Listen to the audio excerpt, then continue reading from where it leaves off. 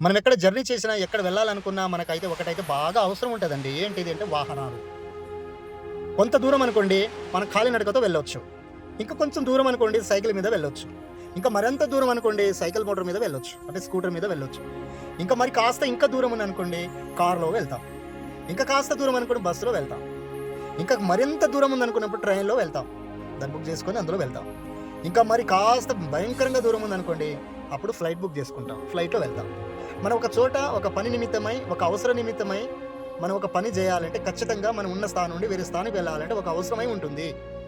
ఎలా అయితే ఇవి ట్రైన్‌లు, మోటార్లు, విమానాలు ఈ వాహనం ఎలా అయితే మనకు అవసరపడుతున్నాయో, అలాగే నీకు నాకు కూడా ప్రతి స్థలములలో దేవుని ఆత్మ మనకు అవసరమై ఉంటదని మనం ఎరిగి ఉండాలి. ఆయన పర్మిషన్ ప్రేయర్ చేసుకొని, ఆయనను మనం వేడుకొని మనం వెళ్తున్నప్పుడల్లా, వెళ్ళిన చోటలెల్లా మనం వర్ధిల్లుస్తూ ఉంటాం.